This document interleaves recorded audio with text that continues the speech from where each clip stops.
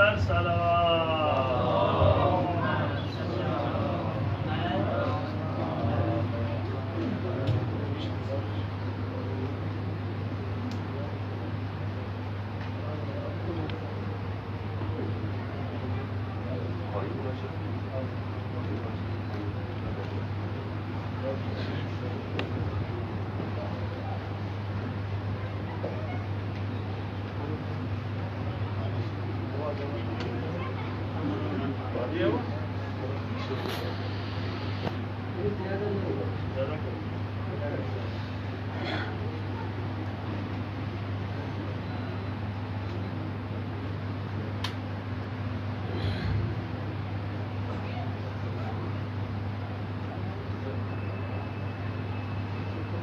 محمد وآل محمد صلوات. اللهم صل على محمد وآل محمد وعجل فرجه.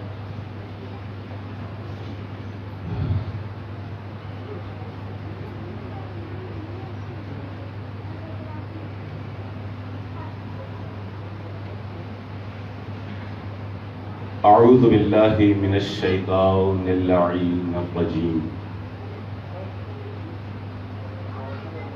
بسم اللہ الرحمن الرحیم. الحمد للہ الذی من اول الدنیا الى فنائها بقائها. الحمد للہ الذی علی کل نعمہ واستغفر اللہ من کل ذنب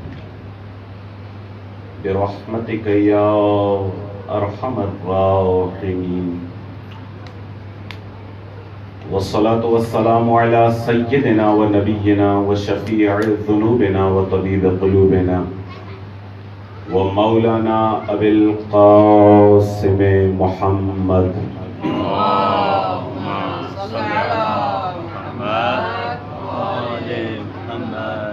وأهل بيته الطيبين الطاهرين المعصومين المظلومين الغر الميامين الذين أذهب الله عنهم الرجس وطهرهم تطهيرا.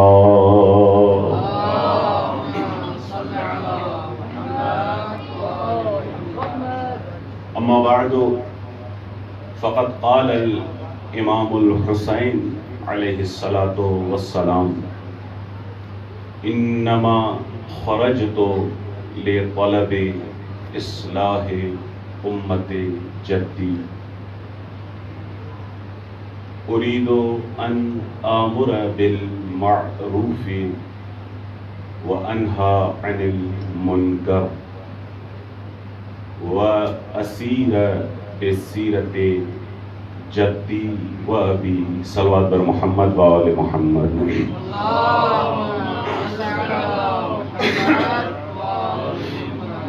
اس سے ایک بہتر صلوات پڑھ دیجیے آل محمد کی ذات. اللهم صل على محمد وآل محمد وعجل.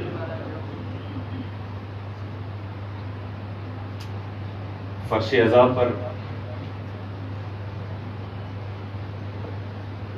رزق مادی اور معنوی کے طالب تشریف لاتے ہیں تاکہ اپنی وجودی ضرورتوں کو پورا کر سکیں، اپنے وجود کے تقاضوں کو پورا کر سکیں کہ جو ان کا وجود چاہتا ہے وہ ان کو میسر ہو سکے.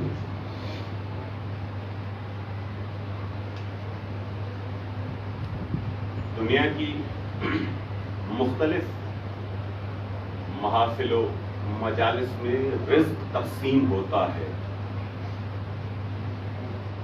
مجلس حسین کی تقریباً برکت یہ ہے کہ یہاں رزق مادی بھی تقسیم ہوتا ہے اور معنوی بھی تقسیم ہوتا ہے. رزق مادی کا خواہاں بھی یہاں تبرک کی صورت میں اپنی جسم کی ضروریات کو پورا کرتا ہے، اور رزق معنوی کا خواہاں بھی اپنی روحانی ضرورت کو پورا کرنے کے لیے ذکر حسین میں تشریف لاتا ہے۔ یہ برکت ہے ذکر حسین کی کہ یہاں انسان کی تمام ضرورتیں پوری ہوتی ہیں، اور تقریباً نہ فقط ذکر حسین یا آل محمد کا ذکر، انبیاء کا ذکر، یہ خاصیت ان کے ذکر میں نہیں ہے فقط، یہ خاصیت خود ان ذوات مقدسہ میں بھی تھی کہ جس چیز کا سائل ان کی دربار میں آتا تھا وہ اس کو ایسا ہی عطا کرتے تھے۔ اگر کوئی مادی شے کا طالب آتا تھا تو مادی شے عطا کر دیتے تھے، اگر کسی روحانی شے کا متقاضی آتا تھا تو جیسا سائل ویسا جواب۔ اگر کوئی اپنا مادہ، اپنی دنیا بنانا چاہتا تھا تو اس کی بھی کسی بھیڑ پر ایسے ہاتھ پھیر کر اس کو مالا مال کر دیتے تھے، اور اگر کوئی روحانی ملکیت حاصل کرنا چاہتا تھا تو وہ ان کے در پر اپنا مال نچھاور کر کے دنیا دے کے آخرت لے کے چلا جاتا تھا۔ جیسا سائل آتا تھا ویسا اس دربار سے لے کے جاتا تھا۔ تو ویسی ہی برکت اور ویسی ہی خصوصیت ان کے ذکر کی بھی ہے کہ یہاں پر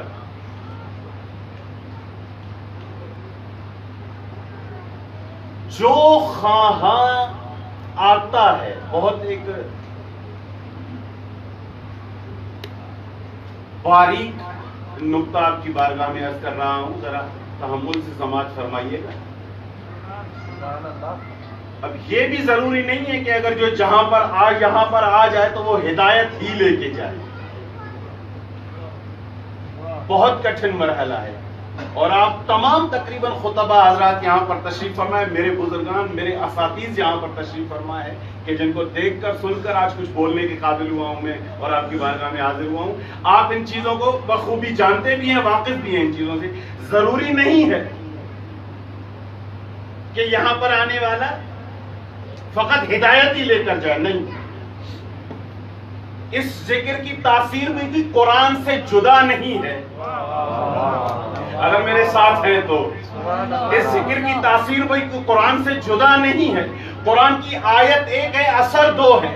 اصل میں اس قابل کی ظرفیت پر ہے کہ وہ قرآن کی آیت کس نیت سے سن رہا ہے، قرآن کی آیت کس نیت سے سماعت کر رہا ہے۔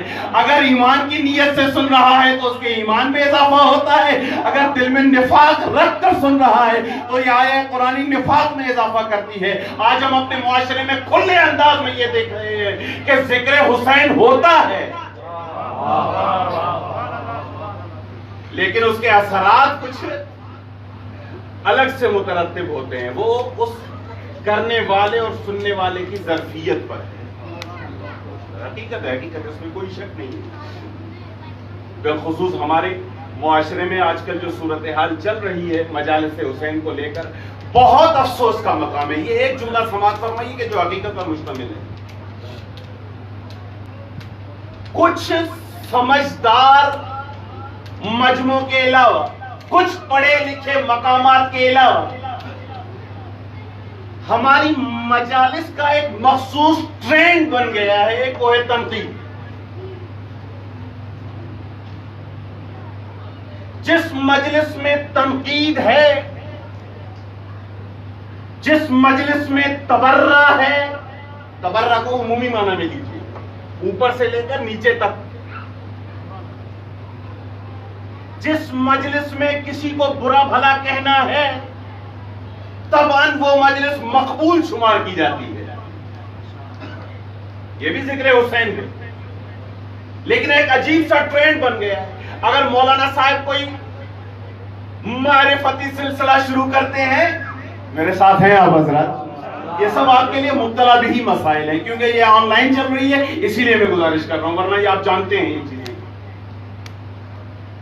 اگر مولانا صاحب اپنی گفتگو میں کوئی معرفتی سلسلہ رکھتا ہے تو شاید ہی دوسری بار اس کو دعوت دی جائے اس مقام کے لیے. ابھی مجھے کہیں عشرے کے لیے جانا تھا،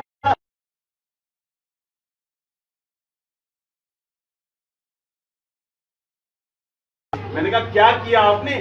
کہا وہ مقام کچھ ایسا تھا کہ وہاں ذرا ذوقیہ مجالس سننا پسند کرتے تھے، اور یہ سلسلہ زیادہ تنقید و تبرہ کا چلتا تھا. میں نے امام حسین علیہ السلام کے کلمات میں سے جو معرفتی جملات تھے میں نے ان کو اپنا موضوع کلام رکھا، تو اس سال کے بعد پھر کبھی انہوں نے مجھے نہیں بلایا ہے. ابھی یہ المیہ ہے، یہ المیہ ہے،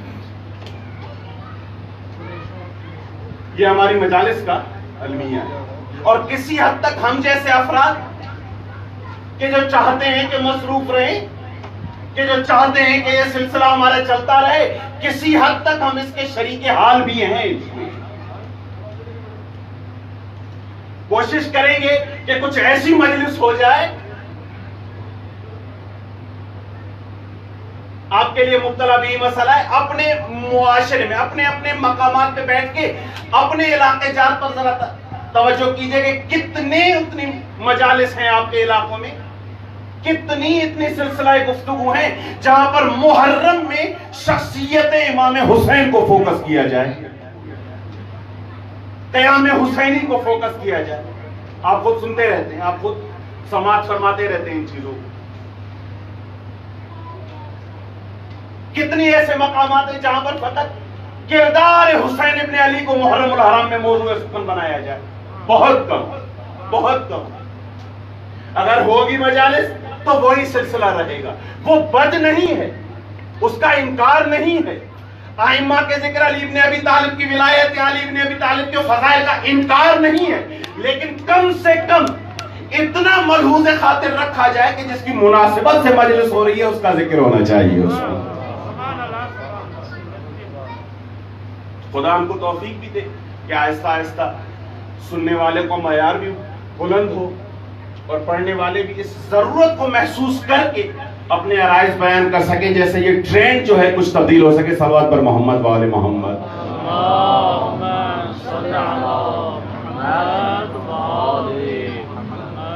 مجھ پر بہت گراں گزرتا ہے یہ مرحلہ اور یہ بات کہ جو مجھ جتنے ہیں میرے دوست اور احباب ہیں ان سے میں گزارش کر سکوں کہ تھوڑا تھوڑا تشریف لے آیا، کہ بزرگوں سے دست بستہ معذرت ہو. جو میرے احباب میرے دوست ہیں جن سے میں پرتکلف طریقے سے کہہ سکتا ہوں کہ وہ تشریف لے آئیں آگے، تاکہ جو آنے کا راستہ ہے وہ بھی کھلا رہے اور بعد میں آنے والوں کے لیے کچھ جگہ بھی بچے. بہت معذرت کے ساتھ آپ بزرگوں کو زحمت دے رہا ہوں. معذرت خواہی. محمد و آل محمد صلوات.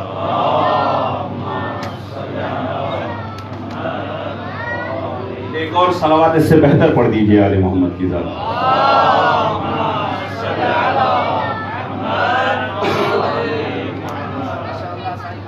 آپ ہیں حضرات میرے ساتھ؟ اسیر و بسیرت جدی. کل جہاں پر سلسلہ ختم کیا تھا آپ کی بارگاہ میں، ذرا ربط کلام کے لیے کچھ تکرار کو کر دوں کہ حسین ابن علی نے یہ ضرورت محسوس کی کہ اس وقت ایک ایسی سیرت کا جاگنا ضروری ہے جو واپس آنے والی جاہلیت کو صاف کر سکے. میرے ساتھ ہیں تو کچھ ساتھ دیجیے میرا. یہ ضرورت محسوس کی. اسیر و بسیرت جدی، میں اپنے جد کی سیرت پر چلتے ہوئے اصلاح کروں گا. اپنے جد کی سیرت پر چلتے ہوئے، نانا کی سیرت پر چلتے ہوئے میں اصلاح کروں گا. میری روش کار سیرت محمد مصطفیٰ ہے. میرے کام کرنے کا طریقہ سیرت محمد مصطفیٰ ہے. کیوں؟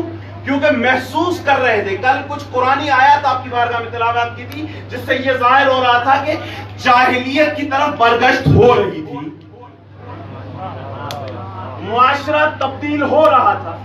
کہیں یہ کہا جا رہا تھا کہ افحکم الجاہلیت یبغون، کہیں یہ کہا جا رہا تھا وَلَا تَبَرَّجْنَ تَبَرُّجَ الْجَاهِلِيَّةِ، کہیں یہ کہا جا رہا تھا أَفَإِن مَاتَ أَوْ قُتِلَ انقلبتم عَلَىٰ أَعْقَابِكُمْ، اور اس کے بعد اس اعقاب کی دھمکی بھی دیتے ہوئے کہا وَمَن يَنْقَلِبْ عَلَىٰ عَقِبَيْهِ فَلَن يَضُرَّ اللَّهَ شَيْئًا، اگر تم میں سے کوئی پلٹ بھی جاتا ہے تو اس سے ہمیں کوئی فرق نہیں پڑنے والا ہے. پلٹ جائیے ہمیں کوئی فرق نہیں پڑتا. کیوں؟ کیونکہ ہم ایسی قوم رکھتے ہیں کہ جو ہر دور میں یہ دعویٰ کریں گے کہ اسیر و بصیرت جدی. اللہ اکبر. اگر میرے ساتھ ہیں تو آپ پلٹ جائیے. آپ جاہلیت کو لانے کی جتنی کوشش کر سکتے ہیں کریں, لیکن ہم ایک شخص ایسا رکھتے ہیں کہ جو ہر دور میں کہیں گے اسیر و بصیرت جدی. میں اپنے جد کی سیرت پر چلوں گا. اچھا آپ ہی کیوں چلیں گے, کوئی اور کیوں نہیں چل رہا ہے؟ اس نقطے کو انشاءاللہ آج کی گفتگو کے آخر میں آپ کی بارگاہ میں بات. آپ ہی کیوں؟ یہ سنت کے ظاہراً ٹھیکیدار تو اور بھی بہت نظر آ رہے ہیں. یہ آپ ہی آگے کیوں بڑھ رہے ہیں؟ کہا اس لیے کہ الحسین منی وانا من الحسین کا وارث میں ہوں. اللہ. یہ آپ ہی آگے کیوں بڑھ رہے ہیں؟ کہا اس لیے کہ جو چیز خراب ہو رہی ہے اس سے ڈائریکٹ تعلق میرا ہے. آپ ہی آگے کیوں بڑھ رہے ہیں؟ کیونکہ جس پر یہ چیز آئی تھی اس کا حقیقی وارث میں ہوں. میں ہوں الحسین منی وانا من الحسین. اور اس سیرت نبوی میں بھی میری روش کیا ہوگی؟ سیرت جدی و ابی.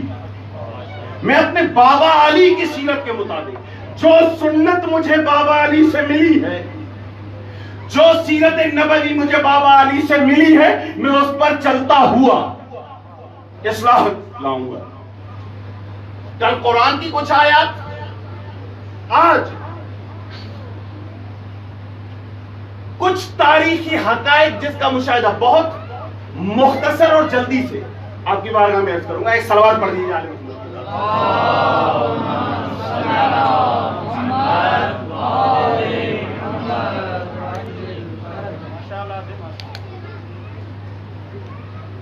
اسیر و بصیرت جدی.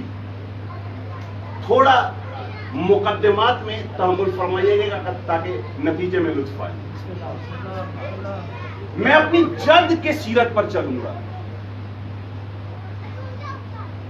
جد کے لیے قرآن نے کیا کہا کہ جاہلیت کے خلاف ہم نے محمد مصطفیٰ کو مبعوث کیا اور اس بعثت کو کچھ اس طرح بیان کیا کہ لقد من اللہ علی المؤمنین اذ بعث فیہم رسولا یتلو علیہم آیاتہ ویزکیہم ویعلمہم الکتاب والحکمہ وَإِن كَانُوا مِن قَبْلُ لَفِي ضَلَالٍ مُبِينٍ. تھوڑا میرا ساتھ دیجئے کہ ہم نے مومنین پر ایک احسان کیا ہے, ہم نے مومنین پر ایک منت کی ہے, ہم نے مومنین پر ایک مہربانی کی ہے. کیا کہ ان میں سے ہم نے ایک رسول کو بھیجا ہے. کیا کرتا ہے؟ وہ تلاوت آیات کرتا ہے. کیا کرتا ہے؟ وہ تزکیہ نفوس کرتا ہے. کیا کرتا ہے؟ وہ تعلیم حکمت دیتا ہے. کیا کرتا ہے؟ وہ تعلیم کتاب دیتا ہے. اگر یہ نہیں ہوتے تو تم گمراہی میں تھے. آج جو ہدایت کا سفر طے کر رہے ہو کیونکہ تمہارا ہم سفر ہمارا محمد مہدی ہے. آج جو تم ہدایت کے صاحبہ میں سفر کر رہے ہو کیوں؟ کیونکہ تمہارا ہم سفر, تمہارا قائد ہمارا محمد مصطفیٰ ہے. یہ ہم نے تم پر احسان کیا. یہ من ہے, یہ منت ہے. لقد من اللہ علی المؤمنین. یہ کیسی منت ہے بھائی؟ اللہ اکبر. یہ تو ہدایت خدا کے ذمے ہے نا, تو یہ منت کیسی, مہربانی کیسی؟ اللہ اکبر. یہ ہدایت تو خدا پر ہے. اب جب خلق کیا ہے تو ربوبیت تو آنی ہے. جب ربوبیت آ گئی تو ربوبیت تکوینی کے ساتھ ربوبیت تشریع. مجھے یہاں پر تفصیل سے بیان کرنے کی ضرورت نہیں, ارباب فہم ہے. جب خلق کیا ہے تو ربوبیت تو آنی ہے. جب ربوبیت آ گئی تو تکوین کے ساتھ ساتھ تشریع میں خود بخود یہ مسئلہ حل ہو رہا ہے. تو یہ تو کرنا ہے آپ کو, تو یہ منت کیسی؟ ایک صلوات پڑھ دیجیے آل محمد کی ذات پہ.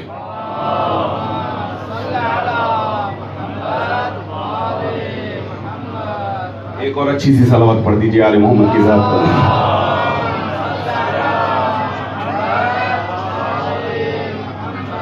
ایک اور اس سے بہتر صلوات پڑھ دیجیے آل محمد کی ذات پر.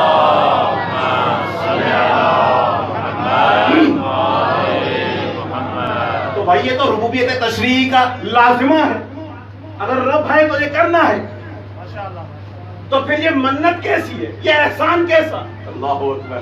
کہا احسان یہ ہے کہ یہ رسول کچھ ایسا ہے.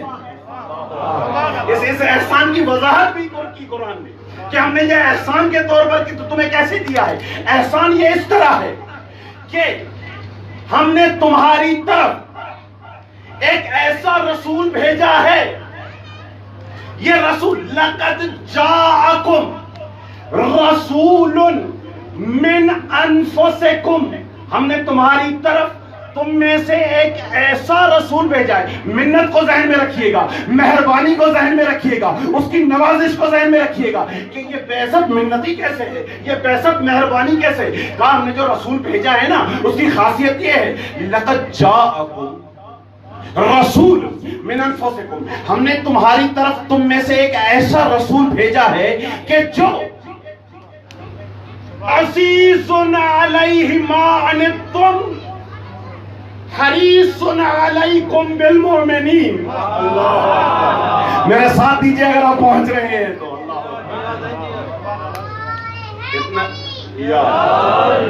اتنا جلدی میری آواز جو ہے وہ ایسے ہوتی نہیں ہے، پتہ نہیں کیوں یہاں پر ایسے ہو گیا ہے، یا شاید اس کی وجہ سے یا اس پنکھے کی وجہ سے. اگر آپ کا ساتھ رہا تو میں آہستہ آہستہ سفر طے کر لوں گا. یہ منت کیسے؟ کہا ہم نے جو رسول آپ کی طرف بھیجا ہے نا اس کی دو صفات ہیں. ایک تو یہ ہے کہ عزیز علیہ ما عنتم، جو بھی تم پر سختیاں آتی ہیں نا، جو بھی تمہارے لیے مشکل مراحل ہیں نا، زندگی کی مادی لمحات میں جو بھی تمہارے اوپر مشکلات آتی ہیں نا، وہ تم سے زیادہ اس نبی پر سخت گزرتی ہیں. اللہ تم سے زیادہ عزیز علیہ ما عنتم، جو تم پر سختیاں آتی ہیں وہ تم سے زیادہ اس کو بری لگتی ہے.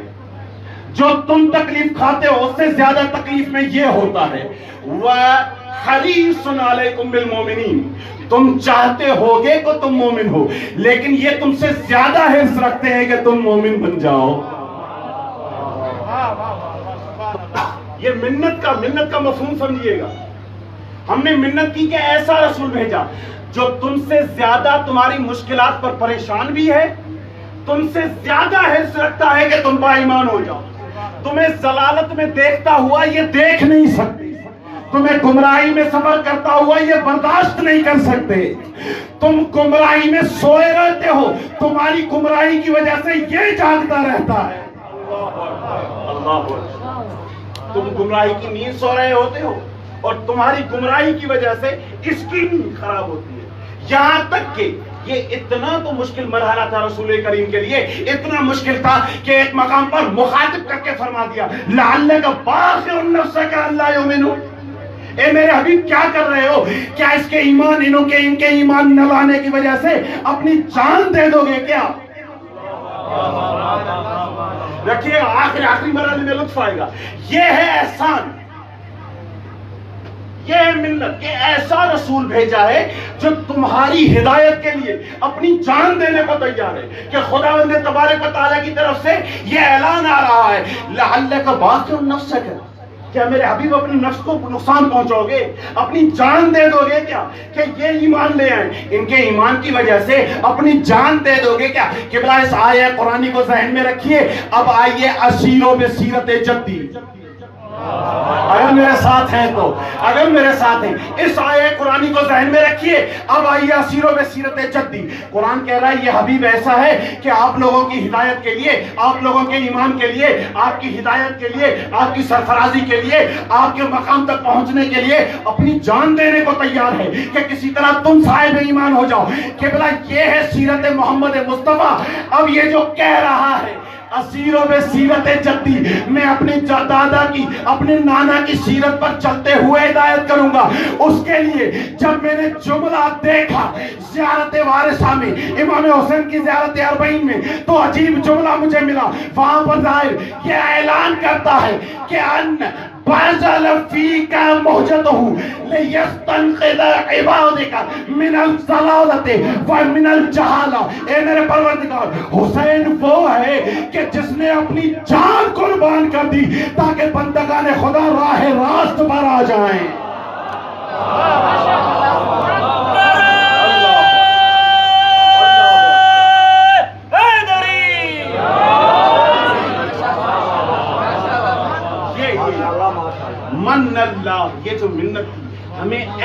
چاہیے جو لوگوں کی ہدایت کے لیے اگر اپنی جان بھی دینا پڑے تو دے دے.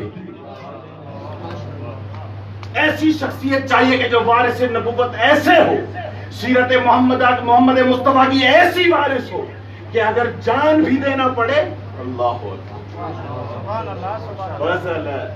مہجتہ فیک, حسین وہ کہ جس نے اپنی جگر جان تیری ذات میں ہدیہ کر دی, تیری ذات میں عطا کر دیا اس کو. کیوں؟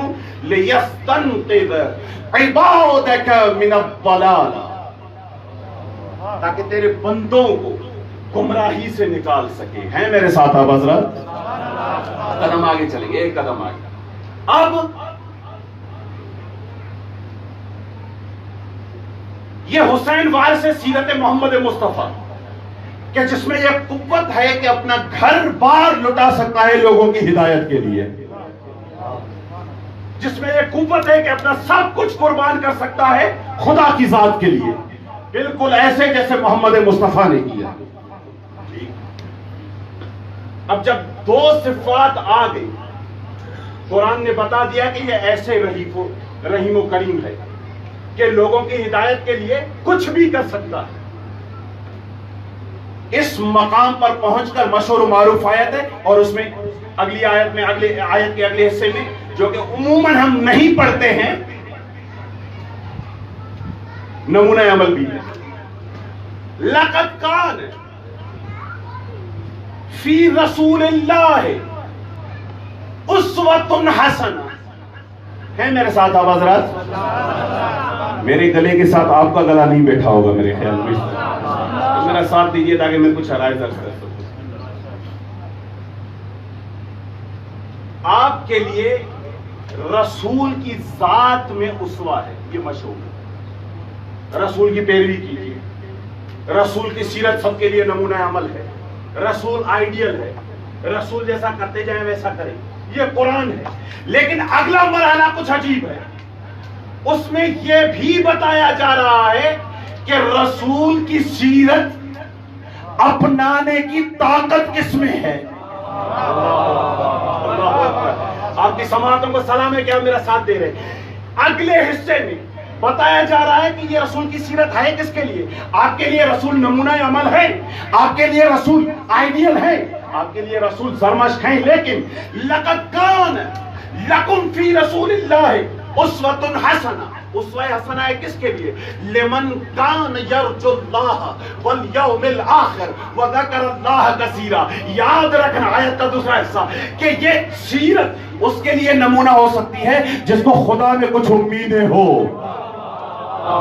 جس کی امید خدا سے وابستہ ہو. والیوم الآخر, جو یوم آخر سے امید وابستہ کیے ہوئے ہو. وذکر اللہ کثیرا, اور خدا کا بہت زیادہ ذکر کرتا ہو. قبلہ رسول کو اپنے آئیڈیل بنانے کے لیے یہ 3 بنیادی شرط ہیں.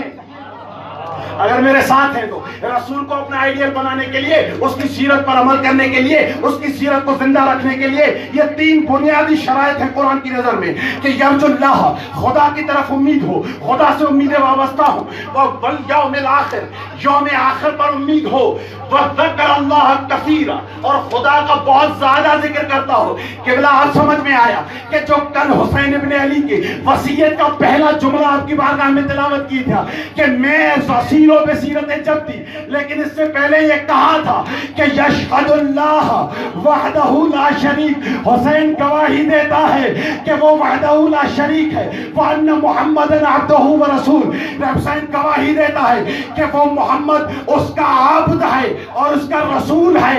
وَأَنَّ النَّارَ حَقٌ وَالْجَنَّةُ حَقٌ وَأَنَّ السَّاعَةَ لَآتِيَةٌ لَا رَيْبَ فِيهِ وَأَنَّ قَدْ يَبْعَثُ اللَّهُ مَنْ فِي الْقُبُورِ. حسین نے اپنی گواہی میں یہ بتا دیا تھا کہ میں مومن باللہ ہوں, میں مومن بالآخرہ ہوں, میں خدا کا ذکر کرنے والا ہوں. یعنی حسین نے یہ بتا دیا کہ جو کوالٹی, جو شرائط رسول کی سیرت کو اپنانے کے لیے چاہیے وہ تمام شرائط مجھ میں کامل طور پر موجود ہیں.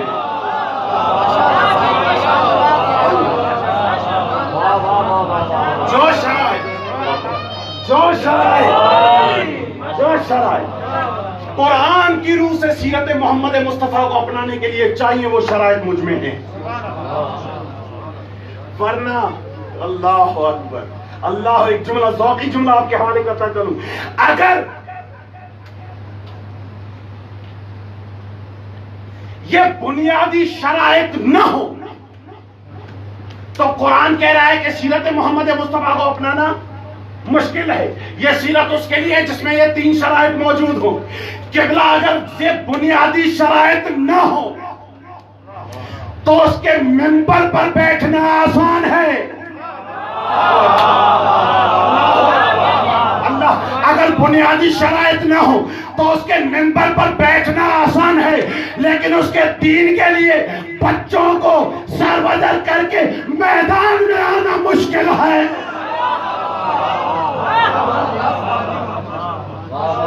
یہ بنیادی شرائط ہیں، اس لیے یہ قوت پیدا ہوتی ہے. اللہ اکبر. یہاں پر پہنچ کر میرے ذہن میں جملہ آیا ہے، میرے ذہن میں جملہ یہاں پر پہنچ کر آیا، اس لیے آپ کے اذان عالیہ کے حوالے کر رہا ہوں. بہت مشکل ہے قبلہ، جب تک خدا پر ایمان نہ ہو، روز آخرت پر ایمان نہ ہو، تب تک یہ عقیدہ پا کر کسی مقصد کو حاصل کرنے کے لیے میدان میں آنا بہت مشکل ہے. کوئی ایسا نہیں کرتا کہ کسی فکر پر اپنے گھر بار کو لے کر میدان میں آ جائے. اللہ اکبر. کوئی ایسا نہیں کرتا کہ کسی مشن پر گامزن ہو اور اس مشن کی بقا کے لیے اپنے بچوں کو میدان میں لے آئے، اپنے گھر والوں کو اپنے ساتھ لائے میدان میں. کچھ آیا ذہن میں؟ کوئی ایسا نہیں ہے کہ جو اپنی مشن کی بقا کے لیے اپنے خانوادے کو، اپنے گھر بار والوں کو، اپنے بچوں کو، اپنی مستورات کو، اپنے بھائی کو میدان میں لے آئے. اب پتا چلا کہ میدان مباہلہ والے اسقف نے میدان مباہلہ والے اسقف نے یہ جو شرط رکھی تھی کہ ہم مباہلہ کریں گے، لیکن ایک شرط ہے، ذرا دیکھو کہ محمد ساتھ کس کو لا رہا ہے. اگر اپنے اصحاب و یاروں کو لا رہا ہے تو مباہلہ کرنا، لیکن اگر اپنے بچوں کو لا رہا ہے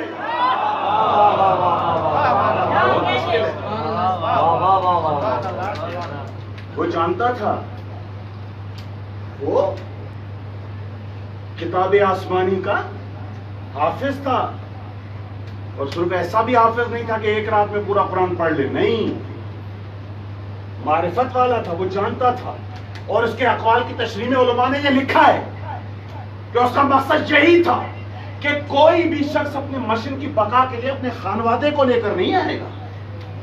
اگر اس کے بچے، اس کے گھر والے اس کے ساتھ ہیں، اللہ، تو سمجھ جاؤ کہ اس کو اپنے مشن پر اتنا بھروسہ ہے.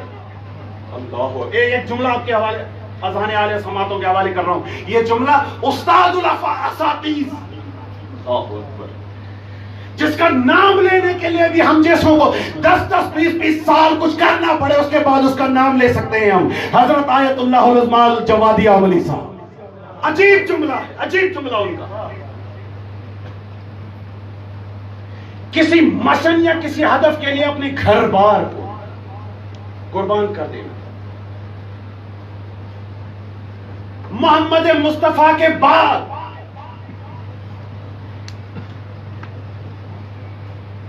کسی مشن کے لیے، اسلام کے لیے کیا کیا جا سکتا ہے؟ ایک صلوات پڑھ دیجئے آل محمد کی ذات پر.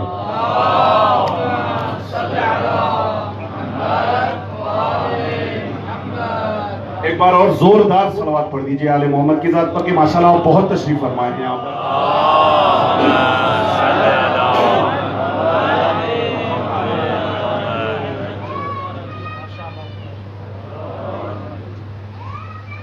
آقا فرماتے ہیں کہ مرحبا، سلام ہو اس جذبے پر. معصوم جذبہ ہے نا، ابھی کچھ تاثیرات اس پر آئی نہیں ہیں، تو جو دل میں ہے وہ بول دیتے ہیں. صلوات پر محمد و آل محمد.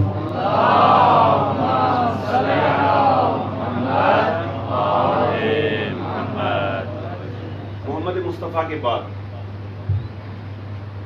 ایک درس جو حسین ابن علی نے دیا قیام کربلا کی صورت میں وہ یہ تھا. توجہ آتے ہیں آپ کی میری طرف؟ میں سمجھ رہا ہوں, محسوس بھی کر سکتا ہوں اس کو کہ میری آواز آپ کو بہت ناگوار بھی گزر رہی ہے اور ڈسٹرب بھی کرتی ہوگی, بالاخره ایک بات صحیح طریقے سے نہیں پہنچ رہی ہے, لیکن آپ تھوڑا جو ہے وہ بزرگی کا ثبوت دیجئے, میرا ساتھ دیجئے تاکہ میں یہ مراحل طے کر سکوں. انشاءاللہ دیکھتے ہیں اگر کچھ ثانیان کی طرف سے کچھ مرحمت ہوتی ہے اس حوالے سے تو بہتر رہے گا کچھ آگے. آقا فرما رہے ہیں کہ حسین ابن علی نے یہ درس دیا ہے محمد مصطفیٰ کے بعد. وہ حدیث کہ جس میں کہا جا رہا ہے کہ الاسلام یعلو ولا یعلا علیہ, اسلام سب سے بلند و بالا ہے اور اس سے اوپر اور کوئی چیز نہیں ہے. محمد مصطفیٰ کے بعد اس کی عملی تفسیر کا نام حسین ابن علی ہے. سب کچھ جو کچھ تھا وہ قربان کیا حسین نے. جو کچھ تھا حسین کے پاس وہ سب کچھ حسین نے یہ بتایا کہ اسلام وہ عظیم چیز ہے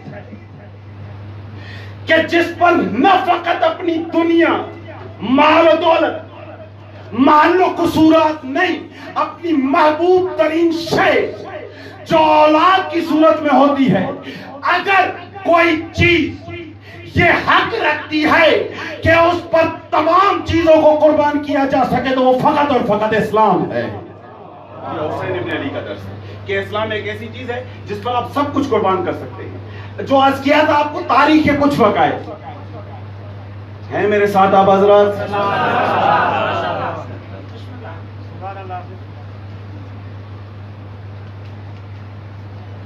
من ينقلب على عاقبيه, صرف میں تاریخ کے وہ فرق آپ کی بارگاہ میں سامنے رکھوں گا, آپ دیکھتے جائیے گا, وہ گزرتے جائے گا, کوئی وضاحت نہیں کسی حوالے سے بھی. تم میں سے جو بھی پلٹا فَلَن يَضُرَّ اللَّهَ شَيْئًا, تو وہ خدا کو کوئی نقصان کس کا ہوگا؟ تمہارا اپنا. فتح مکہ ہوئی, کل آیات ذکر کی تھی, آج کچھ تاریخی وقائع جس سے اس برگشت کا پتہ چل رہا ہے. فتح مکہ ہوئی صلح حدیبیہ کے بعد. محمد مصطفیٰ اپنا پورا گروہ مسلمان لے کے وارد مکہ ہوئے. اللہ اکبر. کہاں وارد ہو رہے ہیں؟ مکہ میں. کیا ہے مکہ؟ بلد امین. کیا ہے مکہ؟ امن و امان کا گہوارہ. وہ شہر کے جس کی خدا قسمیں کھا رہا ہے, اس شہر میں وارد ہوئے ہیں. جو اب تک مسلمان نہیں ہوئے تھے ان کو یہ فکر تھی کہ اب یہ مکہ پر حملہ کریں گے. ڈر گئے, بھاگنے لگے, پناہ کی جگہ تلاش کرنے لگے. محمد مصطفیٰ نے اعلان کیا کہ جو بھی جنگ نہ کرنا چاہے اس سے لڑنا نہیں ہے, جو کعبۃ اللہ کے پاس میں ہے اس کو مارنا نہیں ہے, جو فلاں فلاں. اللہ اکبر. اللہ. ایک جملہ آپ کے اذان کے حوالے, محمد مصطفیٰ کے فلاں فلاں کی امان میں ہے اس کو کچھ نہیں کہنا ہے, جو بیت اللہ کی امان میں ہے اس پر تلوار نہیں چلانی ہے, جو خدا کے گھر کے پاس میں ہے اس سے کوئی سروکار نہیں رکھنا کی حرمت ہے, بیت اللہ کی عزت ہے, بیت اللہ کی کرامت ہے, اس کرامت کی وجہ سے اس کو بچ دینا ہے. کہ بلا بس فرق یہی ہے کہ اگر حکمران الہی ہو, اگر حکمران الہی ہو تو ظاہراً اگرچہ بت پرستی میں گھرا ہوا کعبہ ہے لیکن اس کی نگاہ میں محترم ہے. لیکن اگر حکمران الہی نہ ہو, اگر آپ پہنچ گئے ہیں تو اگر حکمران الہی ہے تو کعبے میں اگرچہ بت ہیں لیکن اس نگاہ سے محترم ہے. لیکن اگر حکمران تخت پر بیٹھا ہوا الہی نہ ہو، شرابی ہو، حدود خدا کو پامال کرنے والا ہو، تو اس کی نگاہ میں مرکز کعبہ بھی محترم نہیں رہتا. اللہ اگر حکمران الہی ہے تو وہ کعبہ کو اس نگاہ سے دیکھتا ہے، لیکن اگر حکمران الہی نہیں ہے، تخت پر بیٹھا ہوا شرابی ہے، تخت پر بیٹھا ہوا حدود خدا کو پامال کرنے والا ہے، تو عبادت کا مرکز کعبہ بھی اس کی نگاہ میں محترم نہیں ہے. اس مقام پر شام کا وقت ہوا، ابو سفیان حضرت عباس کے ساتھ، آپ تمام میرے بزرگان ہیں یہ واقعات جانتے ہیں، میں فقط تاریخ کے کچھ صفحات اپنے مطلوب کے ذہنوں کو نزدیک کرنے کے لیے آپ کی بارگاہ میں عرض کر رہا ہوں.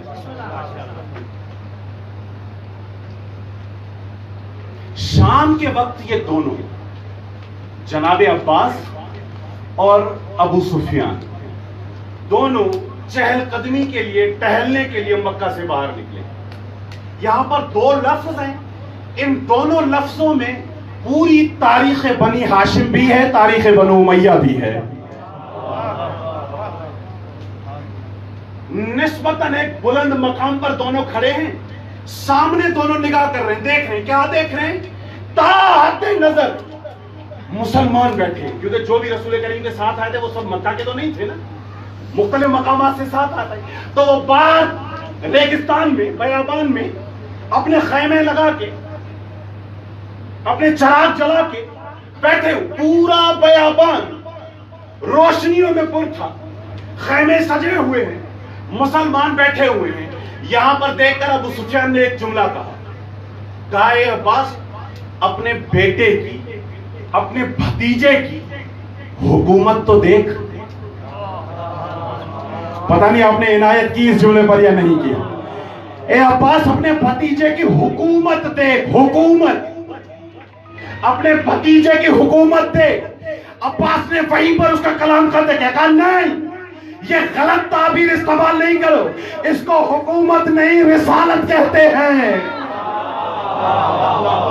یہ حکومت نہیں ہے، یہ رسالت ہے، یہ نبوت ہے کہ جو اس بیابان میں یہ جو نور نظر آ رہا ہے یہ چراغوں کا نور نہیں ہے، یہ رسولت و نبوت کا نور ہے جو آنکھوں میں نظر آ رہا ہے. ایک صلوات پڑھ دیجئے آل محمد کی ذات.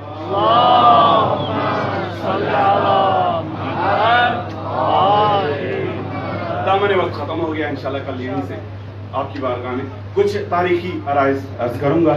آپ میرے حق میں بھی دعا کیجئے کہ کچھ آپ کے ساتھ وفا کر سکوں، اور اس اسپیکر کے لیے بھی دعا کیجئے. بالاخره دعا تو کارگر ہوتی ہی ہے ہر حوالے سے.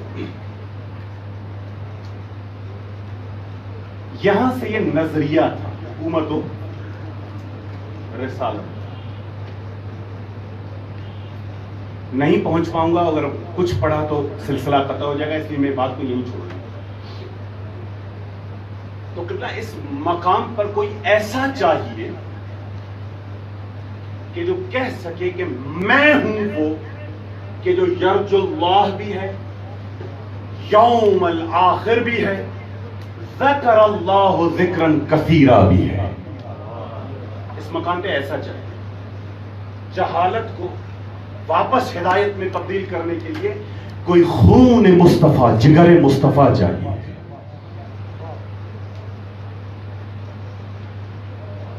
اس گمراہی کو ہدایت کی نور سے منور کرنے کے لیے کوئی ایسا چاہیے اللہ کو کہ جس کی زبان سے نکلا ہوا لفظ تاثیر مصطفی رکھتا ہو، جس کی زبان سے نکلا ہوا لفظ تاثیر محمد مصطفیٰ رکھتا ہو. تو ایک جملہ کہوں آپ کی بارگاہ میں، تو کون تھا اس وقت میں ایسا کہ جس کی زبان سے نکلا ہوا لفظ تاثیر مصطفی رکھتا ہو، سوائے اس کے جس کے ذہن میں محمد مصطفیٰ نے اپنی زبان دی ہوئی ہو. سوائے حسین کے ایسا کوئی تھا ہی نہیں. کہ جس کے لفظ میں تاثیر مصطفیٰ ہو، کہ جس کے جملوں میں تاثیر مصطفیٰ ہو، کہ جس کے ایک پیغام پر ایسے آ جائیں سامنے جو حسین کی طرح اپنی جان نچھاور کرنے کے لیے حاضر ہو جائے۔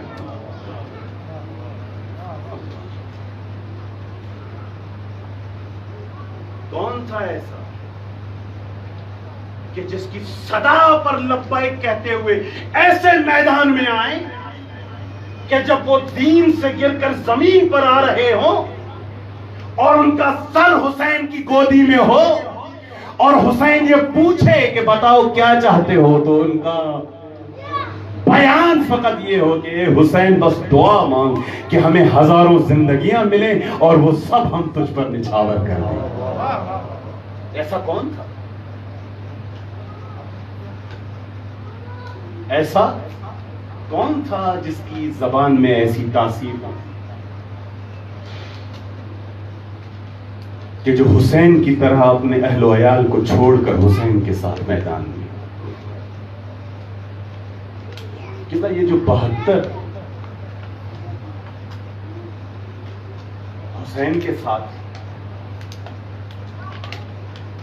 ان کو یہ ڈھارس تو تھی نا کہ حسین ہمارے ساتھ ہے،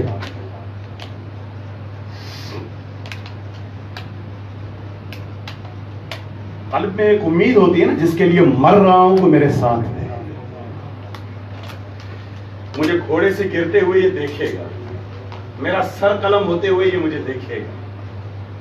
یہ بہت بڑی امید ہے، یہ بہت بڑی ڈھارس ہے۔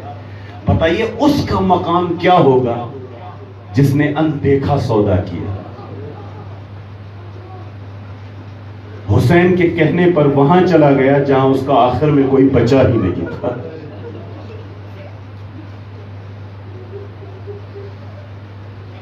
کہا مسلم کوفہ جاؤ، سمعا و طاعتا یا امام، اے میرے مولا جیسے کہیں گے ویسا کروں گا۔ کربلا سے پہلے غربت کے عالم میں اکیلا شہید ہونے والا حسین کا بھائی مسلم،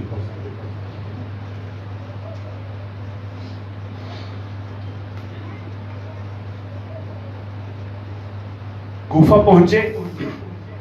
دامن وقت میں گنجائش نہیں ہے اس لیے مختصر کرتا چلوں گا، بس پرسہ دیتے آئیے گا۔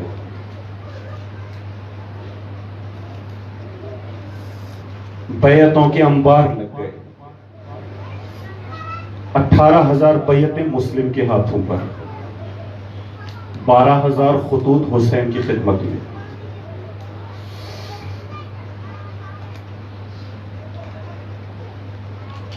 عبید اللہ ابن زیاد حاکم کوفہ ہوا تو یہ بیعت کی فضا ذرا تبدیل ہوئی۔ اب تک جب بھی مسلم مسجد میں جاتے تھے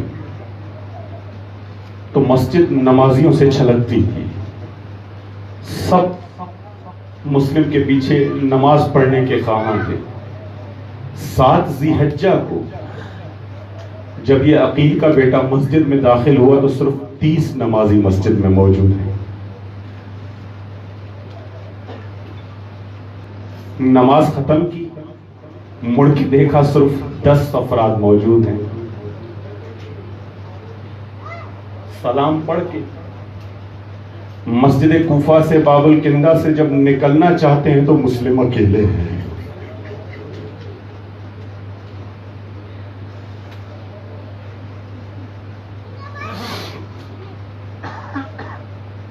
حالات جیسے تبدیل ہوئے، مسلم پریشان ہو گئے۔ پریشان اپنی جان کی امان کی وجہ سے نہیں تھے، پریشانی یہ تھی کہ حسین کو لکھ چکے ہیں کہ اب آ جائیے۔ اب کوشش ہے مسلم کی کہ کسی طریقے سے کوفے سے باہر نکلے تاکہ میں حسین کو بتا سکوں کہ عبید اللہ ابن زیاد کے آنے کے بعد کوفے کے حالات تبدیل ہو چکے ہیں، آپ نہ آئیے۔ گھوڑے کو آزاد کیا، کوفے کی گلیوں میں پھر رہے ہیں، کہیں سے کوئی رستہ مل جائے کہ میں کوفے سے باہر چلا جاؤں۔ تمام رستے بند ہیں، مسدود ہیں۔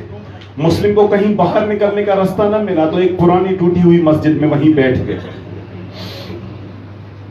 پورا دن وہیں گزارا، رات میں پھر باہر نکلے، اب پھر گلیوں میں پھر رہے ہیں، تن و تنہا ہے مسلم کوفے کی گلیوں میں، ہر گلی پر پہرا ہے، یا جب دیکھا کہیں سے بھی نکلنے کا کوئی راستہ نہیں ملا، ایک دروازے کی چوکھٹ پر بیٹھ گئے،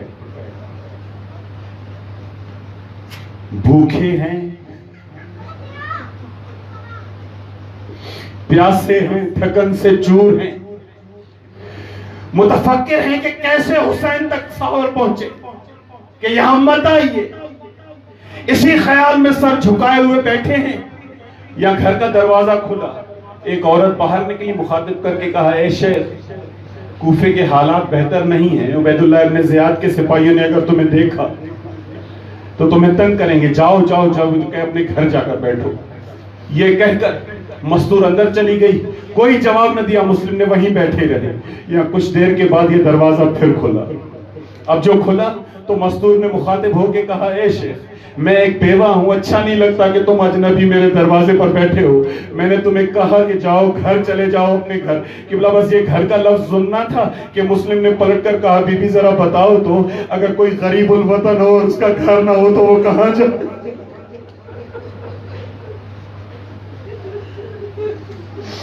بی بی اگر کسی کا گھر نہ ہو تو وہ کہاں جائے؟ یہ لفظ آنا تھا، کہا غریب الوطن ہو، بتاؤ کہاں سے ہو؟ کہا بی بی مدینے سے ہوں، مدینے کا نام سننا تھا، یا ایک مرتبہ گھبرا گئی، کہا مدینے سے ہیں آپ کا نام کیا ہے؟ کہا میرا نام مسلم ابن عقیل ہے۔ ہاں زیادہ بس یہ جملہ سننا تھا، دونوں ہاتھ قدموں پہ رکھ کے ہاتھ باندھ کر کہا، مولا مجھے معاف کیجئے گا، میں نے آپ کو پہچانا نہیں، تشریف لائیے۔ آزادارو گھر کا دروازہ کھلا، مسلم اندر گئے، مل گیا، کچھ وقت کے لیے ہی صحیح لیکن مسلم کو امان تو ملی۔ آئے مسلم کیا ہی خوش نصیب ہو کہ کوفہ میں ایک دروازہ تو کھلا۔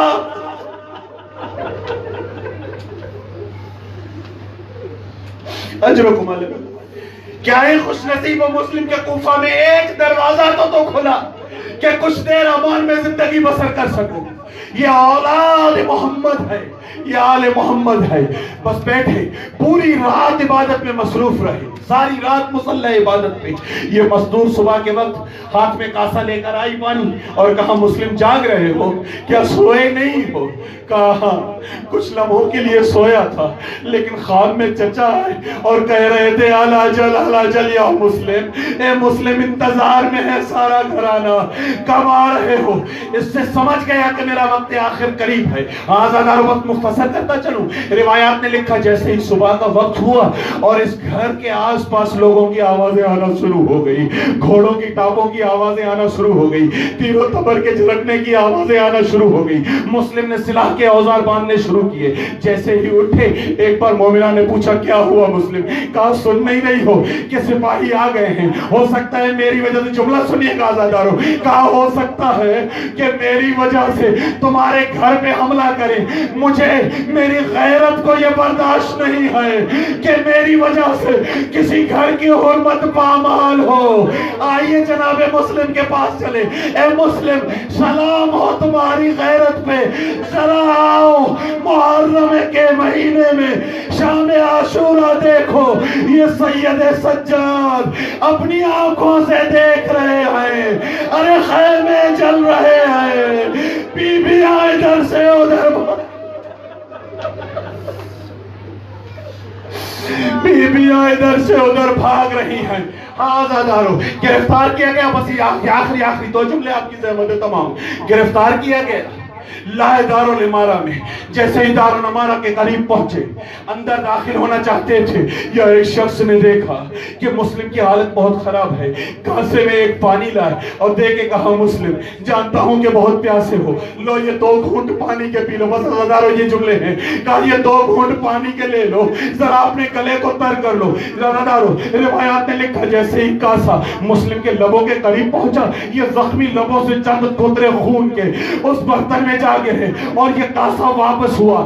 3 بار یہ پانی آیا اور خون سے رنگین ہو کے واپس ہوا. تو مسلم کی زبان سے یہ جملہ نکلا, اگر لو کان ھذا الماء رزقا لی لشربتہ, اگر یہ میرا رزق ہوتا تو میں اسے پی چکا ہوتا. ارے آئے کہیں مسلم سے, مسلم تم پانی کیسے پی سکتے ہو؟ ارے تیرے آقا کو تو پیاسا ذبح کیا جا.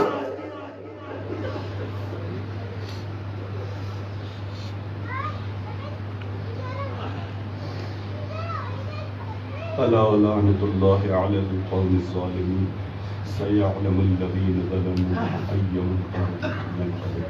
ماتم حسن.